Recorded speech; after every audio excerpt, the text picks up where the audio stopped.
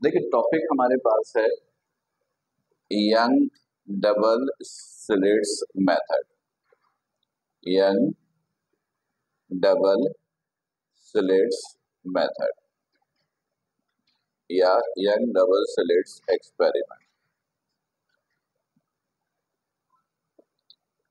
अच्छी तरह समझिएगा। देखिए हम लोगों ने एक टॉपिक पढ़ा था इंटरफेरेंस ऑफ लाइट। एक टॉपिक पढ़ा था इंटरफेरेंस ऑफ लाइट।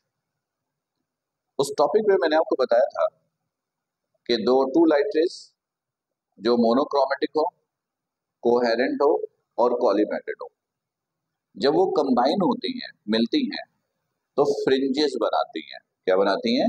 फ्रिंजेस। और फ्रिंजेस के बनने को कहते हैं इंटरफेरेंस ऑफ लाइट। सही? तो अब गौर से सुनिएगा। थॉमस यंग एक साइंटिस्ट था। थॉमस यंग ये साइंटिस्ट है। तो इसके अंदर ये जो यंग है ना, ये साइंटिस्ट के नेम का ये आधा हिस्सा है। इस साइंटिस्ट ने एक एक्सपेरिमेंट परफॉर्म किया और एक्सपेरिमेंट का मकसद था इंटरफेरेंस ऑफ लाइट को स्टडी करना। तो इंटरफेरेंस करने के लिए दो लाइट की रे चाहिए जो मोनोक्रोमेटिक भी हो, कोहेरेंट भी हो, कॉलीमेटेड भी हो। ऐसी टू रेज ऑब्टेन करने के लिए थॉमस यंग ने दो डिवाइसेस की हेल्प ली थी, जिसमें से एक को बोलते हैं बीम स्प्लिटर, दूसरे को कहते हैं बीम कंपनसेटर। खैर अभी हमें नाम से मतलब नहीं। उसने दो डिवाइस की मदद ली थी। उन टू डिवाइसेस के लिए वर्ड इस्तेमाल करते हैं डबल स्लिट्स। ये जो डबल स्लिट्स है ना, ये उन दो डिवाइसेस की तरफ इशारा कर रहा है जिसकी मदद से थॉमस यंग ने टू लाइट रेज ऑब्टेन की थी, जो मोनोक्रोमेटिक भी था, कोहेरेंट भी था और कॉलीमेटेड भी था। तो हम सबसे पहले अज्यूम करेंगे कि हमने डबल स्लिट इस्तेमाल किया, टू रेज ऑब्टेन की जो मोनोक्रोमेटिक भी है, कोहेरेंट भी है और कॉलीमेटेड भी है। फिर उन दोनों रेस को आपस में कंबाइन कराएंगे। कंबाइन करेंगे तो क्या बनेगा? फ्रिंजेस। उस फ्रिंजेस को हम लोग स्टडी करेंगे। अब ये ऑब्जेक्ट जरा रे डायग्राम से देखो, इधर देखिएगा। फर्ज कीजिए कि ये आपके पास ये है स्लिट्स, ये है डबल स्लिट्स। यहां पे इसको नाम दो स्लिट 1, ये है डबल स्लिट्स।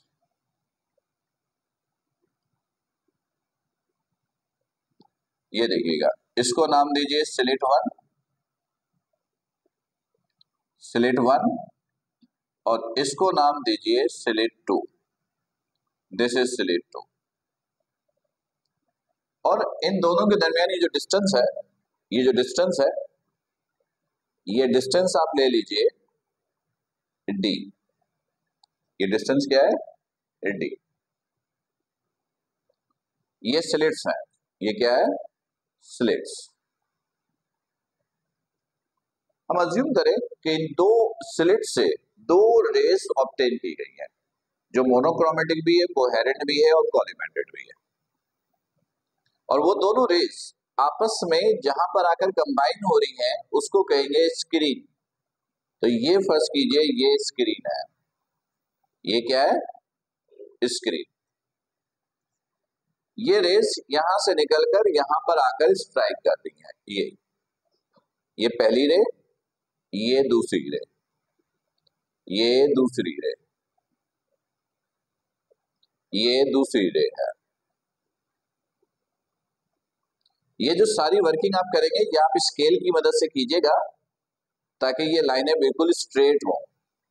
यानी आप रफ लाइनें ड्रॉ नहीं कीजिएगा, आप ये सारे काम स्केल से कीजिएगा। तो दिस इज रे नंबर 1 और ये है ray number 2। In two different slit से टू रेज ऑब्टेन की गई, R1 R2।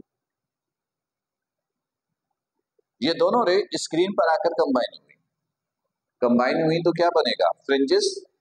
वो फ्रिंजेस हमने स्टडी करना है। तो इस टॉपिक को ना थोड़ा सा ऑब्जेक्ट वाइज यानी स्टेप वाइज याद रखिएगा, तो आपको ये टॉपिक याद करने में यानी लिखने में या समझने में आसानी होगी। सबसे पहला स्टेप, इन दोनों रे को देखो और बताओ किस रे ने डिस्टेंस ज्यादा कवर किया है। इन दोनों रे में से डिस्टेंस किसने ज्यादा कवर किया, R2 R1 का। तो R2 ने डिस्टेंस कितना ज्यादा कवर किया है, जो भी ज्यादा डिस्टेंस होगा उसको बोलेंगे पाथ डिफरेंस। तो सबसे पहला स्टेप ये है कि आप इन दोनों का पाथ डिफरेंस कैलकुलेट करोगे। इन दोनों का क्या कैलकुलेट करोगे, पाथ डिफरेंस। कैसे वो समझो। देखिए, जिस रे ने डिस्टेंस कम कवर किया है उस रे से एक परपेंडिकुलर ड्रॉप करेंगे उस रे पर जिसने डिस्टेंस ज्यादा कवर किया है। तो डिस्टेंस कम कवर किया R1, ज्यादा कवर किया R2, तो R1 से एक परपेंडिकुलर ड्रॉप करेंगे R2 पर। ये ड्रॉप किया, ये देखिएगा, ये ड्रॉप किया, ये ड्रॉप किया, तो यहां इंटरसेक्ट किया, यहां से लेकर यहां तक, ये इसको कहेंगे पाथ डिफरेंस। ये है पाथ डिफरेंस, ये है पाथ डिफरेंस, ये है पाथ डिफरेंस। ये परपेंडिकुलर ड्रॉप किया है तो ये 90 डिग्री, ये एंगल थीटा। तो सबसे पहले ये पाथ डिफरेंस कैलकुलेट कीजिए। पाथ डिफरेंस कैसे निकालें, सिंपल इस फॉर्मूले से। आपने कहा as we know that, as we know that, आप यूज कर लीजिए साइन थीटा। साइन थीटा क्या होता है, perpendicular over hypotenuse, perpendicular over hypotenuse. तो थीटा के सामने वाला होता है परपेंडिकुलर, तो परपेंडिकुलर है पाथ डिफरेंस, तो परपेंडिकुलर की जगह लिखा path difference, this is path difference. और 90 के सामने वाले साइड्स को, 90 के कॉरस्पॉन्डिंग साइड्स को क्या बोलते हैं, हाइपोटेनियस। तो ये हो गया hypotenuse, hypotenuse is D. Cross multiply किया तो पाथ डिफरेंस इक्वल हो गया किसके, path difference is equal to D sine theta. This is equation number 1। ये था आपका पहला स्टेप। यानी पहले स्टेप में आपको क्या करना था, पाथ डिफरेंस कैलकुलेट करना था, वो हमने कर लिया। Step number 2। स्टेप 2 में क्या करना है, आपको दो इक्वेशन ऑब्टेन करनी है, एक कंस्ट्रक्टिव इंटरफेरेंस के लिए, एक डिस्ट्रक्टिव इंटरफेरेंस के लिए। स्टेप नंबर 1 पाथ डिफरेंस निकालना था, निकाल लिया। स्टेप नंबर 2 दो इक्वेशन निकालनी है, एक कंस्ट्रक्टिव इंटरफेरेंस के लिए और दूसरी डिस्ट्रक्टिव इंटरफेरेंस के लिए। तो अभी ये काम जरा करते हैं। देखिएगा कैसे। मैंने लिखा फॉर कंस्ट्रक्टिव इंटरफेरेंस, पहले कंस्ट्रक्टिव के लिए इक्वेशन निकाल रहे हैं। For constructive interference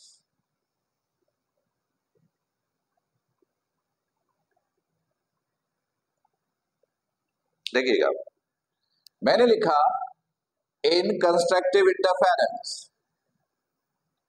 in constructive interference,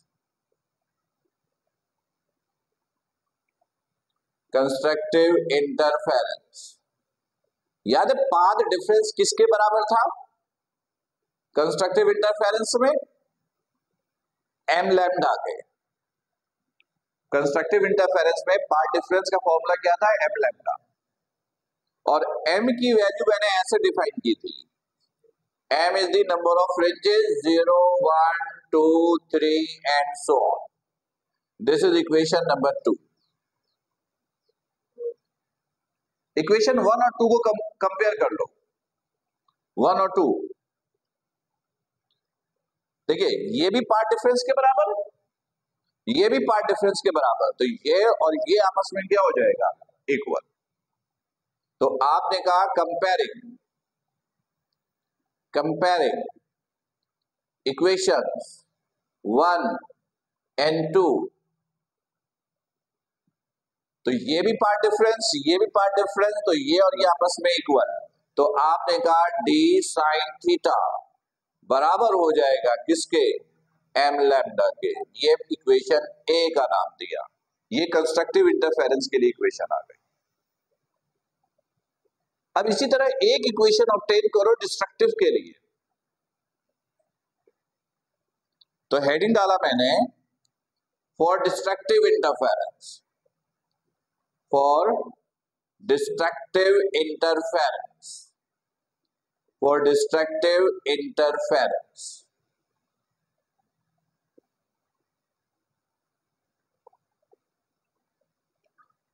destructive interference के लिए मैंने आपको क्या बताया था, इन डिस्ट्रक्टिव इंटरफेरेंस,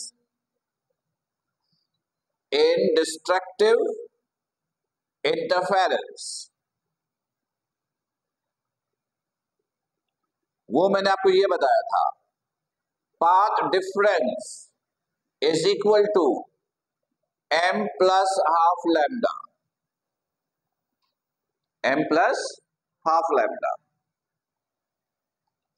और m की वैल्यू ये है 0, 1, 2, 3 एंड सो ऑन। इसे इक्वेशन नंबर 3 का नाम दीजिए। इक्वेशन 1 और 3 को फिर कंपेयर कीजिए, ये भी पार्ट डिफरेंस, ये भी पार्ट डिफरेंस, तो ये और ये आपस में क्या हो जाएगा, इक्वल। तो आपने कहा कंपेयरिंग इक्वेशंस 1 एंड 3, तो d sin theta is equal to m plus half lambda, m plus half lambda. This is equation B, ये इक्वेशन बी है। ये था स्टेप नंबर 2। फिर सुनिएगा, स्टेप 1 में क्या करना था, पार्ट डिफरेंस निकालना था, वो हमने निकाला। स्टेप 2 में क्या करना था, दो इक्वेशन ऑब्टेन करनी थी, एक कंस्ट्रक्टिव के लिए और एक डिस्ट्रक्टिव के लिए, वो हमने ऑब्टेन कर ली, ये कंस्ट्रक्टिव के लिए, ये डिस्ट्रक्टिव के लिए। सही। स्टेप नंबर 3, बहुत सुनिएगा, स्टेप 3 में क्या करना है। स्टेप 3 में हम लोग साइन थीटा की वैल्यू निकालेंगे यहां पुट करने के लिए। इक्वेशन ए और इक्वेशन बी में साइन थीटा की वैल्यू पुट करने के लिए हम क्या निकालेंगे, साइन थीटा की वैल्यू। ये स्टेप 3। ये इसलिए बता रहा हूं कि स्टेप्स याद रखने में आसानी हो, यहां लिखा नहीं है स्टेप 1 स्टेप 2, आप याद रख सके इसलिए ये स्टेप बना रहे हैं हम लोग। तो स्टेप 3 में साइन थीटा की वैल्यू निकालनी है, कैसे वो देखो। देखिए ये है स्लिट, ये है स्क्रीन, स्लिट और स्क्रीन के दरमियान ये जो डिस्टेंस है ना, ये डिस्टेंस, ये डिस्टेंस ले लीजिए L। ये डिस्टेंस क्या है, L। यानी आपने कहा if L is the distance, L is the distance between slits and screen,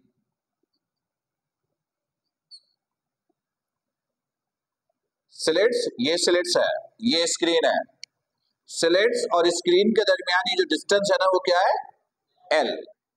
अच्छा, अब देखिएगा, ये वो जगह है जहां पे फ्रिंज बन रही है, एग्री, ये वो जगह जहां पर फ्रिंज बन रही है, इसे कहेंगे पोजीशन ऑफ फ्रिंज। ये फ्रिंज एक्स एक्सिस से कितना दूर है, तो आप बोलोगे सर इतना दूर है, ये है, ये है, इसको बोलेंगे फ्रिंज डिस्टेंस। क्या बोलेंगे, फ्रिंज डिस्टेंस, और इसको y से लिखेंगे। तो मैंने कहा y is the fringe distance, y is the fringe distance then अब देखिएगा, इस पॉइंट को नाम दीजिए M का, इस पॉइंट को नाम दीजिए N का। तो गौर से देखिएगा, इन ट्राइंगल S2MN आपको नजर आया, ये ट्राइंगल ये S2MN यानी ये वाला ट्राइंगल, ये नजर आया। इस ट्राइंगल में इस एंगल को बेस बनाकर tan थीटा निकाल लो। क्या निकाल लो? tan theta.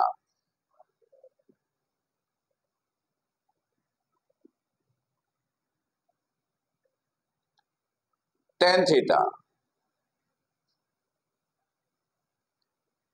थीटा क्या होता है? Perpendicular over base.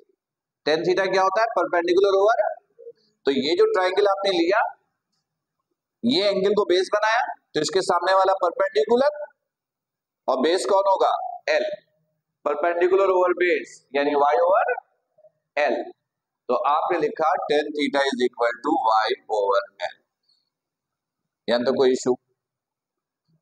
अच्छा, अब और सुनोगे, ये जो एंगल है, ये वाला एंगल, ये एंगल कौन बना रहा है? लाइट की रे R2 बना रही है।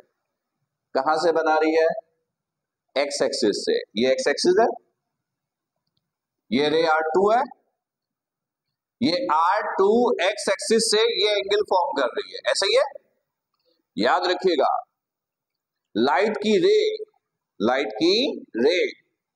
एक्स एक्सिस से जब भी एंगल बनाती है ना, प्रैक्टिकली वो एंगल लेस देन 1 डिग्री होता है। लाइट की रे एक्स एक्सिस से जब भी एंगल बनाती है, प्रैक्टिकली वो एंगल कितना होता है? Less than 1 degree. तो इसका मतलब ये एंगल जो है वो लेस देन 1 डिग्री है। और याद रखिएगा, if theta is less than 1 degree, then तो ये तीन चीजें फिर बराबर हो जाती हैं, tan थीटा, sin थीटा और थीटा इटसेल्फ।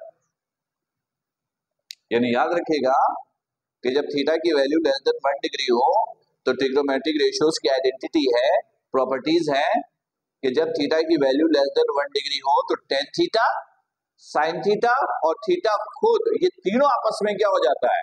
बराबर। तो अगर ये तीनों बराबर हो गया, तो इस tan थीटा की जगह मैं क्या लिख सकता हूं? sin theta. ये sin थीटा की वैल्यू आ गई, राइट। ये था स्टेप नंबर 3। पहला स्टेप पार्ट डिफरेंस, दूसरा स्टेप दो इक्वेशन, एक कंस्ट्रक्टिव के लिए एक डिस्ट्रक्टिव के लिए, और तीसरा sin थीटा की वैल्यू निकालना। चौथे स्टेप में क्या करना है? ये sin थीटा की वैल्यू पहले इक्वेशन ए में पुट करना है कंस्ट्रक्टिव में, फिर पुट करना है डिस्ट्रक्टिव में यानी बी में, और y मालूम करने का फॉर्मूला ड्राइव करना है। यानी स्टेप 4 में sin थीटा की वैल्यू पुट करेंगे इक्वेशन ए में और फिर इक्वेशन बी में, और किसके लिए फॉर्मूला ड्राइव करेंगे? y के लिए। सही? तो देखोगे, ये काम करते हैं। मैंने कहा put the value of sin theta in equation A. पहले ए में पुट किया, ये ए है, डी sin थीटा की जगह क्या लिखा? y over L। ये इक्वेशन किसकी है? कंस्ट्रक्टिव की, तो यहां छोटा सा c लगा दिया, c का मतलब कंस्ट्रक्टिव, और right hand side as it is copy किया, this is m lambda. L इधर डिवाइड, इधर आकर क्या होगा? Multiply m lambda L। d multiply इधर आकर क्या होगा? Divide m lambda L over d। ये y मालूम करने का फॉर्मूला आया किसके लिए? कंस्ट्रक्टिव के लिए। अब इधर sin थीटा की वैल्यू पुट करो अब इक्वेशन बी में। मैंने कहा put the value of sine theta in equation B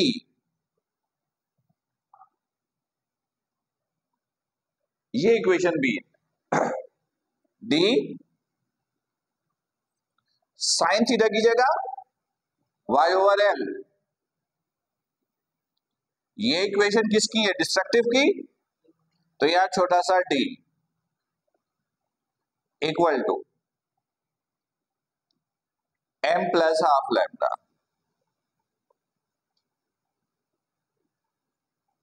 सही? कोई इश्यू? एक मिनट।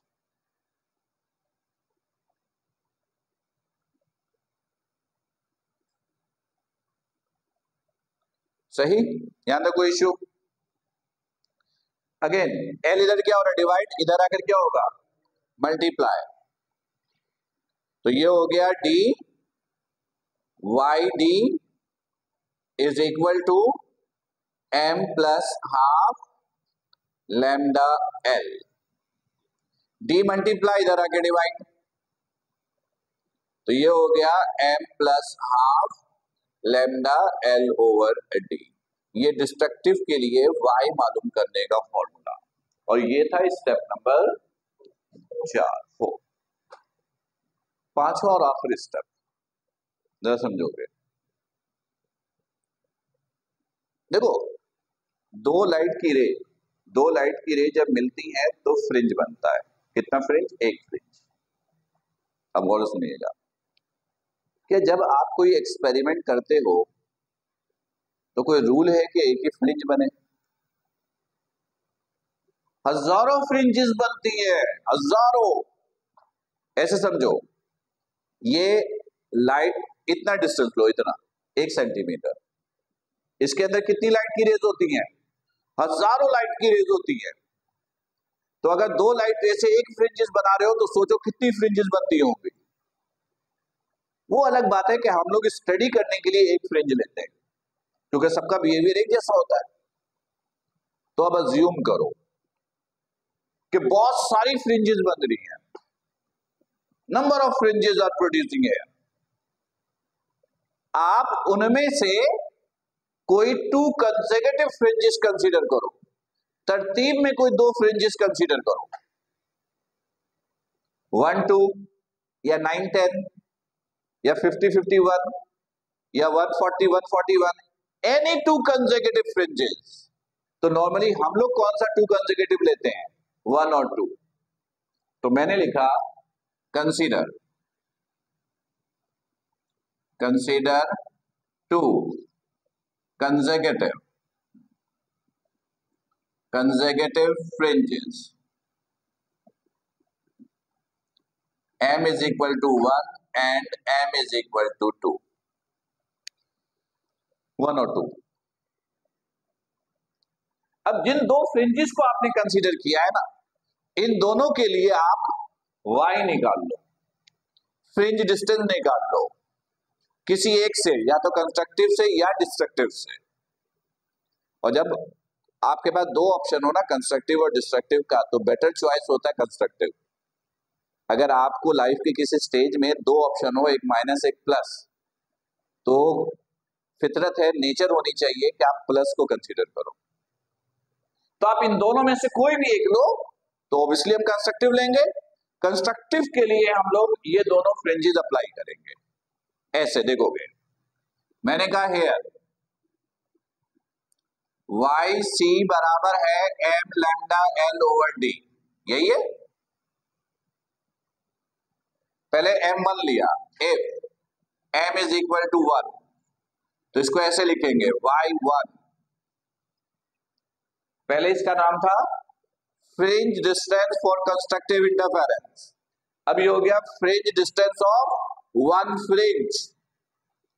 1 का मतलब m is equal to 1, number of fringes, fringe distance of 1 fringe, और यहां पर भी m की जगह 1। इसी तरह m2 के लिए निकाल लो, तो ये हो जाएगा y2, m की जगह 2, लैम्डा एल ओवर डी। निकाल लिया दोनों। अब एक काम करो, अब इन दोनों को माइनस करो। लगता है दरवाजे से बाहर निकल जाएंगे। अब एक काम करो, y1 भी निकाला, y2 भी निकाला, अब इन दोनों को माइनस करो, y2 माइनस y1 करो।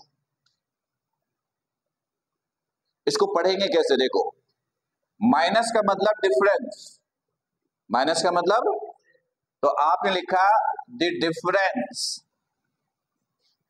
The difference between two consecutive, ये देखो डिफरेंस बिटवीन टू कंसेक्यूटिव, ये कंसेक्यूटिव है। किस चीज का कंसेक्यूटिव है? फ्रिंज डिस्टेंस का। तो difference between two consecutive fringe distance is called fringe spacing, is called fringe spacing, which is denoted by, which is denoted by delta x, यानी to consecutive fringe distance के दरमियान जो difference होता है उसको क्या बोलते हैं? Fringe spacing. क्या बोलते हैं? और उसको डेल्टा एक्स से लिखते हैं। तो स्टेप नंबर 5 में आपको फ्रिंज स्पेसिंग के लिए ही फॉर्मूला ड्राइव करना है। यानी स्टेप 5 जो है वो ये है कि फ्रिंज स्पेसिंग का फॉर्मूला निकाल कर दो। तो उसके लिए ये काम हमने किया है। अब सिंपल ये करो, y2 y1 की वैल्यू यहां पुट कर दो। देखिएगा, delta X is equal to y2, this is y2, 2 lambda L over D, minus y1 1 lambda L over D. दोनों में से कॉमन क्या आया? Lambda L over D common, यहां रह गया 2 minus 1 delta X lambda L over D, 2 minus 1 1, तो delta X is equal to lambda L over D. ये फ्रिंज स्पेसिंग का फॉर्मूला। पहले देखो, मैं फिर पहले जरा स्टेप रिपीट कर दूं, फिर देखते हैं पेपर में आएगा तो कैसे पूछेंगे। पहला स्टेप पार्ट डिफरेंस, दूसरा स्टेप दो इक्वेशन, एक कंस्ट्रक्टिव एक डिस्ट्रक्टिव, तीसरा साइन थीटा की वैल्यू, चौथा साइन थीटा की वैल्यू इक्वेशन ए और बी में पुट करना और वाई के लिए फॉर्मूला निकालना, और पांचवा स्टेप फ्रिंज स्पेसिंग के लिए फॉर्मूला ड्राइव करना। तो ये स्टेप वाइज ध्यान पे रखोगे ना तो ये टॉपिक आसानी से याद रहेगा, क्योंकि अच्छी खासी लेंथ है इसकी।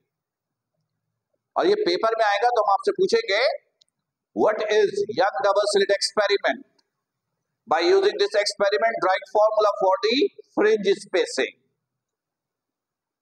यंग डबल स्लिट एक्सपेरिमेंट क्या है, और यंग डबल स्लिट एक्सपेरिमेंट को इस्तेमाल करते हुए फ्रिंज स्पेसिंग के लिए फॉर्मूला ड्राइव करके दो। तो ये सेक्शन सी का टॉपिक है। इस तरीके से ये पेपर में आएगा। कोई सवाल है तो कर लो पहले। सॉरी,